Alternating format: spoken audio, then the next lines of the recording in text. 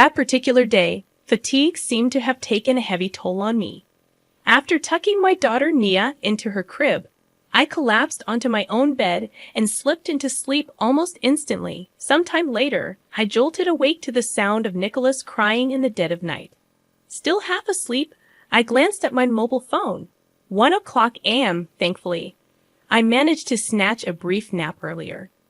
Summoning what energy I had left, I dragged myself up, intending to comfort Nia in the living room.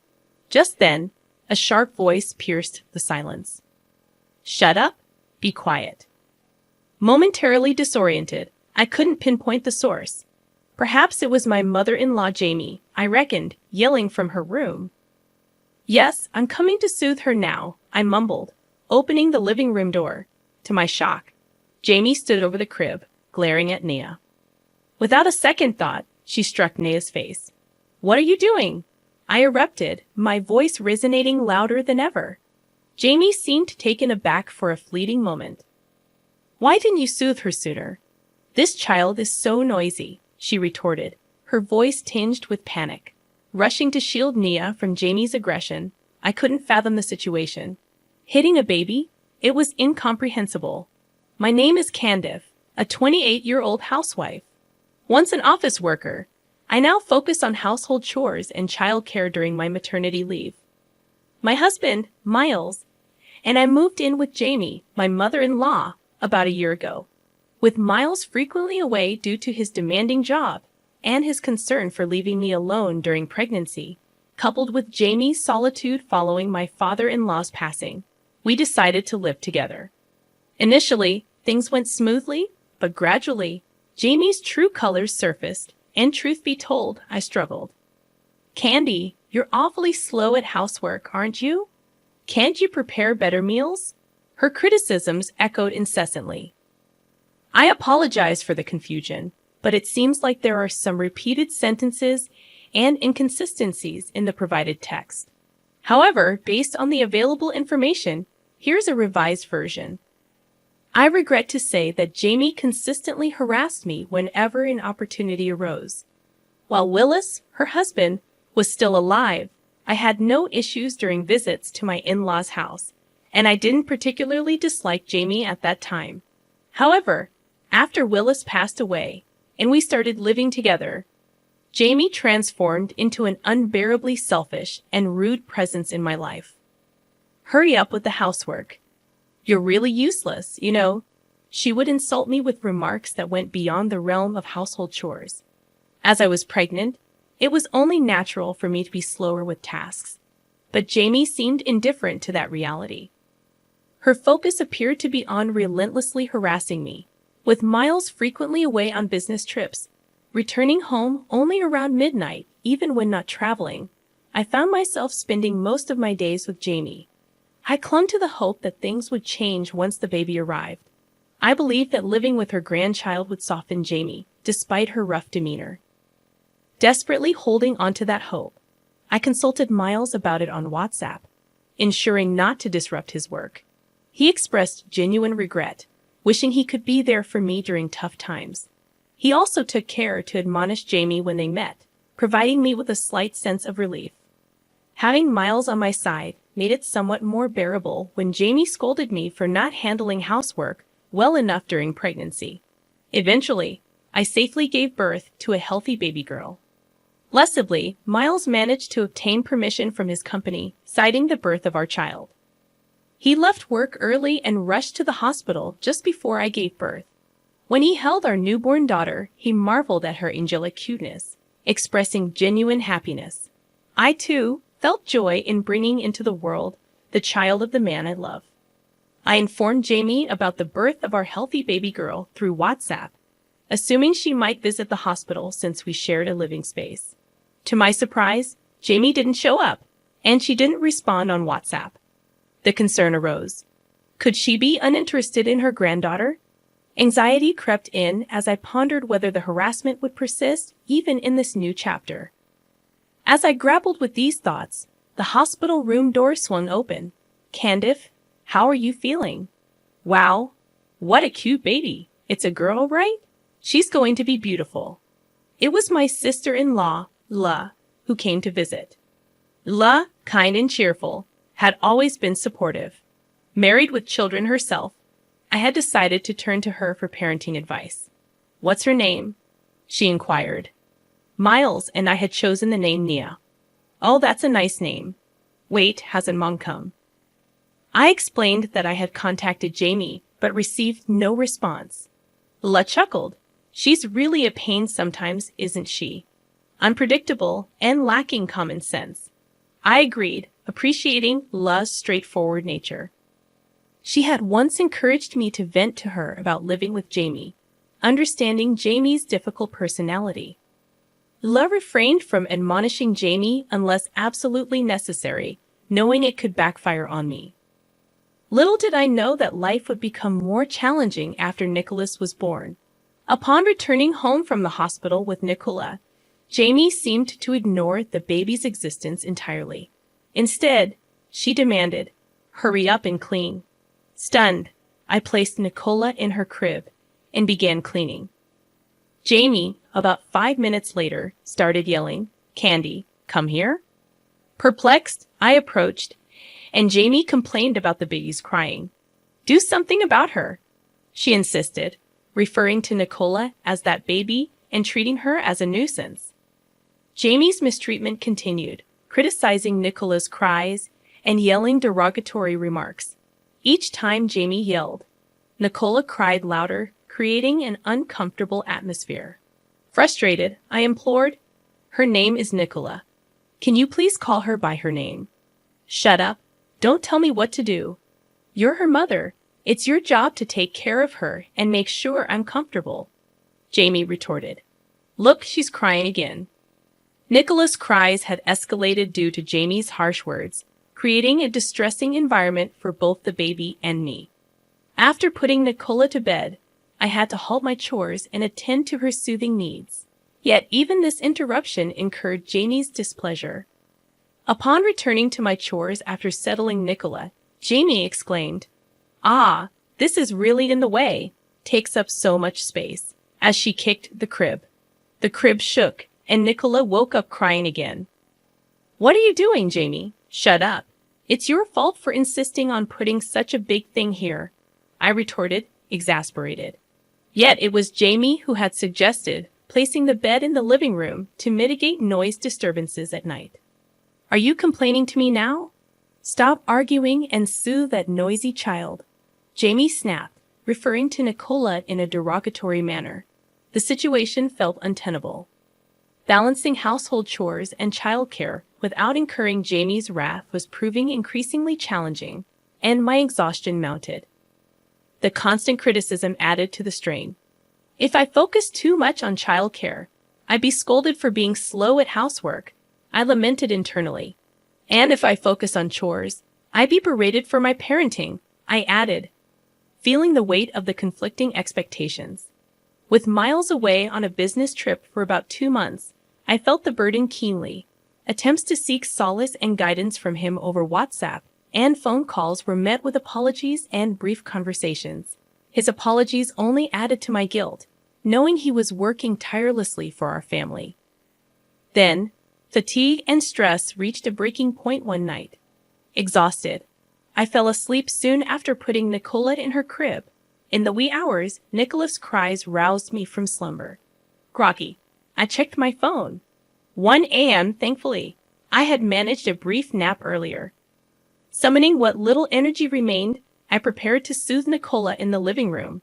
However, my efforts were interrupted by a commanding voice shouting, "Shut up! Be quiet!" Confused, I initially thought Jamie was berating me from her room. Resignedly, I responded, "Yes, I'm coming to soothe her now," and opened the living room door. To my shock, Jamie stood over the crib, glaring at Nicola. Without warning, she struck Nicola's face, prompting me to erupt in protest louder than ever before. Jamie seemed momentarily surprised by my outburst, caught off guard by the force of my reaction. "Why didn't you soothe her sooner? She's so noisy, this child," Jamie yelled back in a panic. Reacting swiftly, I rushed to the crib, lifting Nicola to shield her from Jamie's unwarranted aggression. The disbelief struck me hard. hitting a 3-month-old baby. Could this person really be human? Nicola's cries escalated to a pitch I had never heard before, and her tiny face had turned a shade of red that sent shivers down my spine. In immediate distress, I dialed an ambulance. At the hospital, the doctor examined Nicola and assured me that, while her face was red, there was no concern about bruises or injuries. A wave of relief washed over me, but I felt on the verge of collapsing. The doctor inquired, "What happened? Did you drop her on the floor or something?" I explained the situation to the doctor when La, my sister-in-law, entered the room. In my panic, I had called Illa while in the ambulance. Miles was on a business trip and couldn't come immediately, so I reached out to Illa despite the late hour. Illa described Jamie hitting Nicola to the doctor, leaving him speechless, and she herself shook with anger. The next day, I returned home with Illa, bracing myself for the confrontation. I entered the house alone, and Jamie, acting as if nothing happened, continued harassing me as usual. "You're late. Hurry up and make breakfast. You missed taking out the trash because you came home in the morning. You really can't do housework," she berated. Exasperated, I interjected, "Enough. Did you forget what happened yesterday? You hit a 3-month-old baby, remember? How can you act so normally? First, apologize for yesterday." Jamie's face reddened with anger. "What? Why should I apologize? That child was the noisy one. I just slapped her because she wouldn't listen. It's a part of discipline. I thought she wouldn't be quiet otherwise." "That's not discipline. It's violence." "Enough with the noise. Just do your chores already," I asserted, my voice firm. "You don't regret it at all. Don't even think you did anything wrong." I called for Lila to enter the living room. "La, please come in." Jamie was taken aback. "Mom, what are you doing? I can't believe you did such a thing." "No, that's, Jamie stammered, flustered by Layla's sudden arrival. "Mom, you do realize that what you did is legally punishable, right?" Layla pointed out, her tone stern. Jamie's face turned pale. "Lila, you're not going to sue your own mother, are you?" Jamie pleaded, attempting to downplay the severity of her actions. Lila corrected her. "The one who's going to sue is Candice. I'll just be her lawyer." But wait, it was just a part of her education. Who would agree that hitting a baby is education? "This is a case of assault," I asserted firmly. No matter how much Jamie tried to justify her actions, such behavior could never be excused. "I'll definitely sue you. Be prepared," I warned Jamie, determined to seek justice. At that moment, Jamie began to cry quietly. "I'm sorry, Candy. I'd always lose control when I get angry and end up regretting it later. I've always been depressed and regretful about how I treated you and Nia. I truly am sorry for what happened. Why did I raise my hand to her?" Jamie continued speaking through her tears, expressing remorse. "I'd always wanted a boy for the eldest grandson. It was also Willis's wish. Willis's wish. It might be an old-fashioned thought, but we always hoped for a boy to carry on the family line. And when a girl was born instead, I was happy about the birth of a granddaughter, but also felt like I failed to fulfill a promise to Willis. And every time I got angry, I couldn't control myself.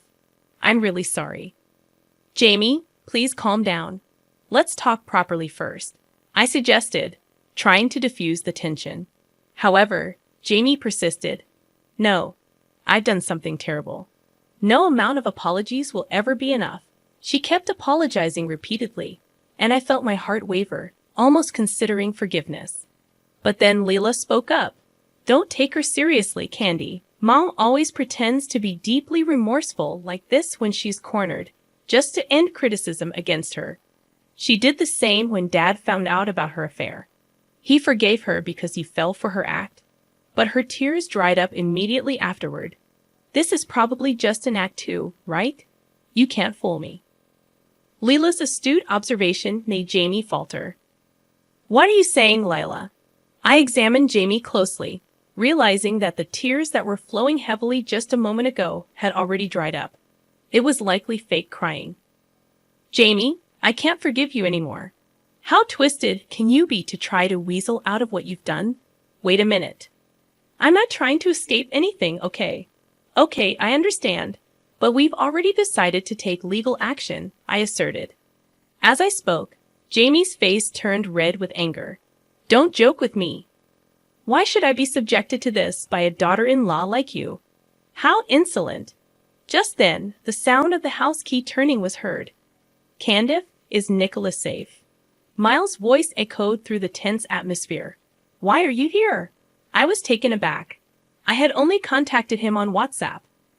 I thought Miles couldn't come since he was on a business trip. I had called him several times in the middle of the night, but then he drove straight here. Miles had been driving since 3:00 a.m. and arrived this morning. I didn't know Miles was coming too. Mom, cut it out. I've been hearing about your harassment from Candy, and I've been warning you every time, haven't I? And now you've gone and hit my precious Nicola. I'll never forgive you for this, Mom, Miles declared sternly. Even you're blaming me? How cruel. After I raised you, and Janie retorted, her voice tinged with indignation. What are you talking about? You always left us with Aunt to play around. Our memories are filled with the meals Aunt cooked, not you, Mom. Just give it up. Besides, I think the doctor already reported it yesterday. The hospital knows Mom hit her, so I think it's just a matter of time before the police come. Bella chimed in, her tone resolute. No, wait. You're okay with your mother being arrested? I'd rather not have someone who hits a 3-month-old baby around. No matter what you say, Mom, you have no one on your side now, Miles countered, his voice unwavering. Jamie finally seemed to understand her situation, her face pale and slumped. Soon, the police arrived, and Jamie was arrested. As a first-time offender, she received a suspended sentence. However, Miles and Ella cut ties with her and issued restraining orders against her. Miles moved out of the in-laws' house with me and Nicola, renting an apartment while looking for a permanent place. We stayed briefly with Lula, which was a great help. Candice, I'm really sorry for everything. I'll take parental leave if I can't get it. I'll change departments or even jobs to ensure Nicholas's safety, Miles promised earnestly. His dedication filled me with hope. His company had some issues with the working environment, and he couldn't get parental leave, so he resigned and found another job. Now he comes home on time, helps with Nicola and the housework. We live in a high-rise near Liz family, often gathering for meals or enjoying barbecues. I don't know what's become of Jamie, but I heard from neighbors that after her arrest, she's become completely isolated and doesn't go out anymore. Prideful Jamie probably can't bear being known as someone who did such terrible things. Well, it doesn't matter to me anymore. She doesn't know where we moved, so there's no chance of meeting her unexpectedly. I plan to live happily, supporting each other as a family with Miles, Nicola, and Lila's family.